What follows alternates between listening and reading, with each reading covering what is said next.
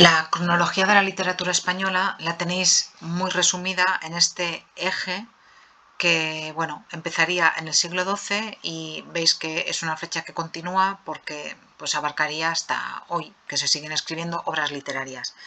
Si empezamos por lo más antiguo, lo que se ve en tercero de ESPA, se empieza por la literatura medieval. La literatura medieval empieza en castellano en el siglo XII.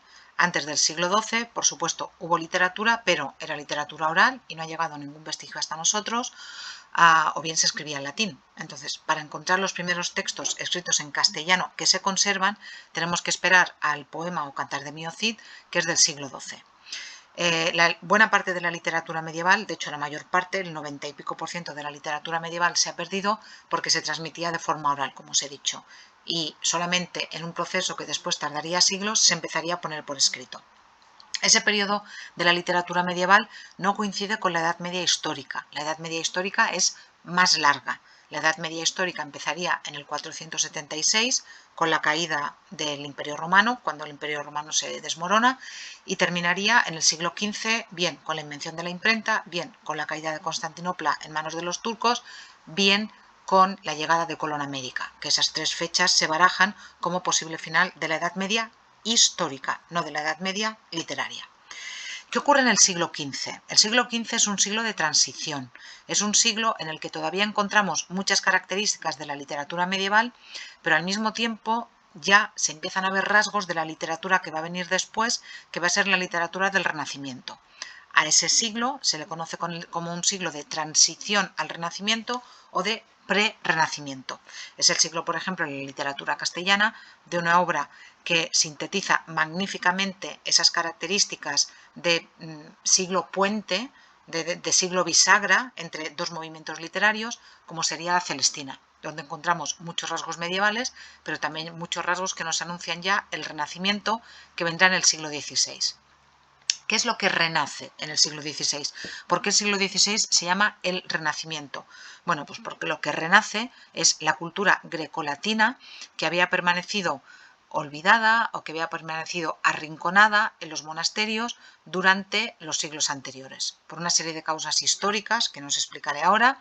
Esos textos griegos, latinos, esas obras filosóficas, históricas y literarias que, como os he dicho, habían permanecido así arrumbaditas en un rincón, van a empezar a ver la luz y se va a producir, pues eso, ese renacimiento que va a dar en castellano pues obras como las de García Laso de la Vega, las de San Juan de la Cruz, pero también novelas como El Lazarillo de Tormes y otras de las que bien se os habla en tercero o bien, en fin, tendríais que recordar.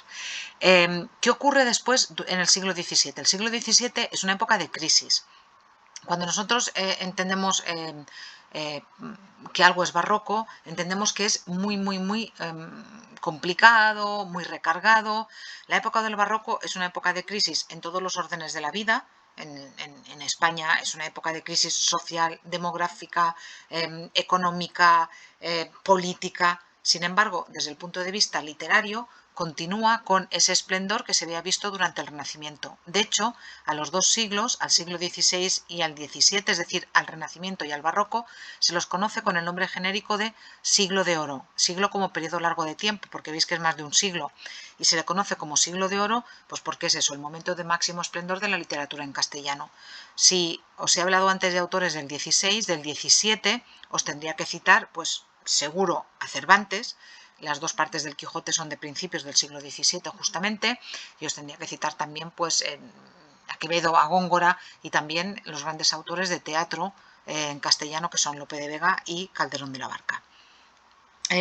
Si el Renacimiento era un siglo de mesura, de equilibrio, de belleza moderada y de belleza medida, el barroco va a ser todo lo contrario, porque la teoría de los movimientos literarios es una teoría pendular. Se lleva una moda, el movimiento siguiente se lleva la otra y después el neoclasicismo de alguna manera recupera bastantes de los valores del Renacimiento. Va a ser una época, veis, neoclasicismo. Vuelve a nacer el clasicismo. Con el clasicismo otra vez se está refiriendo al clasicismo griego, ya el clasicismo romano, latino, con esa mesura, ese equilibrio que se había perdido durante el siglo XVII. El neoclasicismo va a ser un siglo en el que la literatura creativa va a pasar a un segundo término, porque lo que va a importar es que la literatura sea didáctica. La literatura va a ser buena cuando enseña, cuando transmite una serie de valores. ¿Por qué? Pues porque el siglo XVIII es el siglo de la razón, es el siglo de las luces, es el siglo que cree en el progreso social. Como fuente de felicidad individual, lo que tenemos que hacer es que progresen las sociedades. Y además es el siglo en el que se piensa que la vida tiene que estar regida por una serie de normas y una serie de reglas que también llegan a la literatura.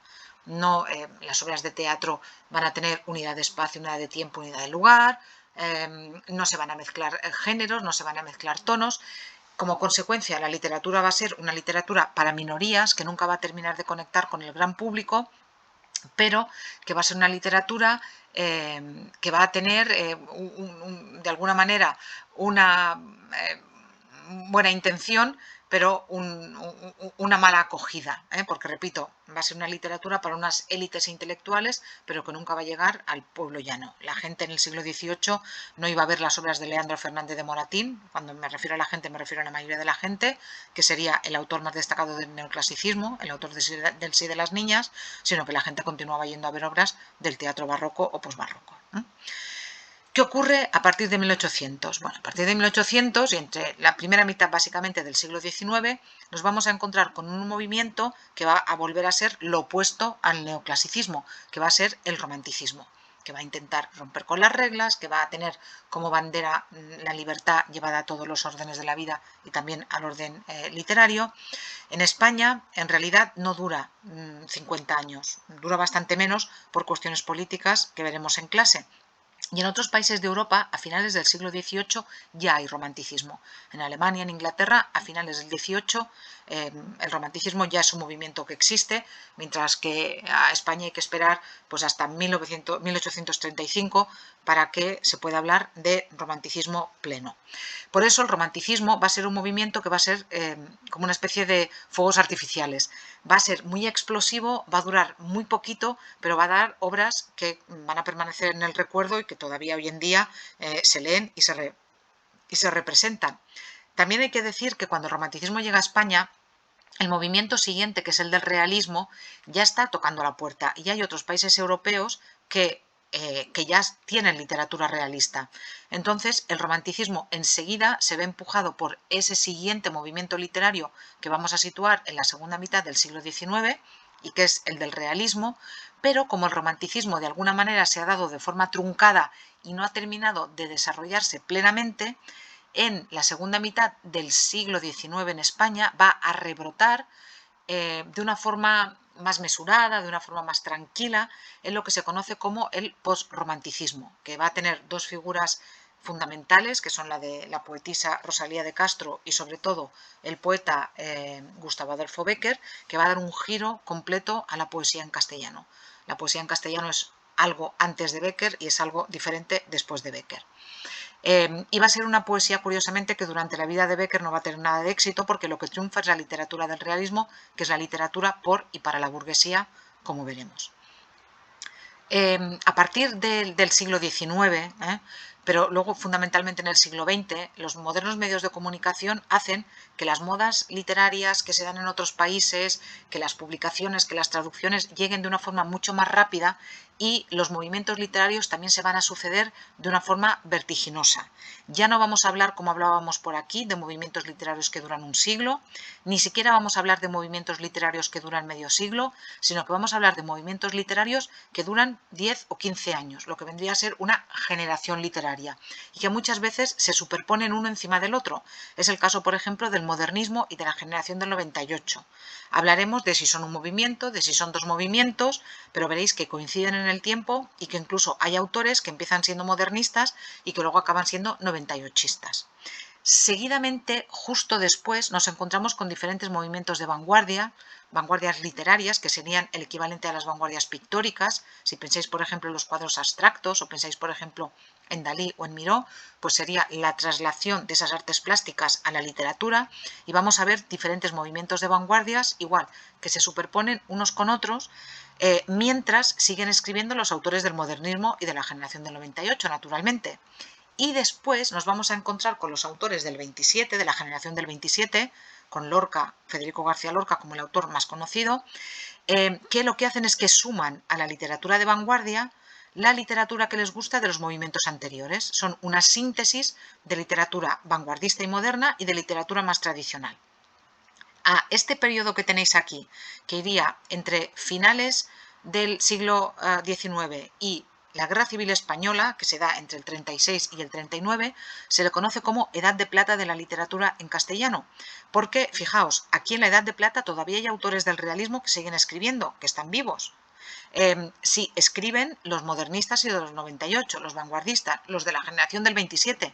Todos ellos coinciden en una época que es la época de la Segunda República Española, que iría del 31 hasta el final de la Guerra Civil Española, en la que se da otra vez un momento de máxima efervescencia de la literatura en castellano, y para contrastarlo con el siglo de oro se le conoce como Edad de Plata de las letras en castellano. Pero fijaos, el siglo de oro duraba 200 años y aquí estamos hablando de apenas 40.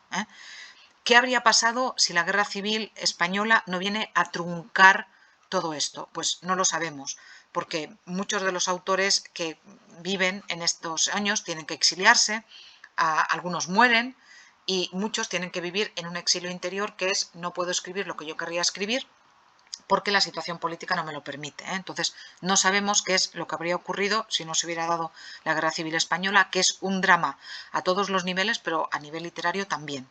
Lo que vendrá después de la literatura española es lo que se conoce como literatura de posguerra, y eso marca el cambio, las dos partes que se pueden distinguir en el siglo XX, en la literatura española del siglo XX. Modernismo, 98, vanguardias, generación del 27 sería literatura de preguerra, y después, lo que viene después, que veremos en el último tema de cuarto, de 2.2, sería la literatura de posguerra. Y vais a ver también cómo no se puede hablar exactamente de un movimiento unificado, porque no es lo mismo lo que ocurre en las letras en castellano en los años 40 que lo que ocurre en 1970. Luego, a partir de 1975, os podría haber hecho también aquí otra marca, nos encontraríamos ya con la literatura de transición y con lo que estamos hoy en día, que no sabemos muy bien lo que es porque nos falta perspectiva histórica. ¿Qué hay ahora en la literatura española? Mejor dicho, ¿qué va a quedar de lo que hay ahora en la literatura española? Pues habrá que esperar unas décadas para saber cuál de las tendencias o cuáles de las tendencias que hoy en día se encuentran en las librerías se consolidan.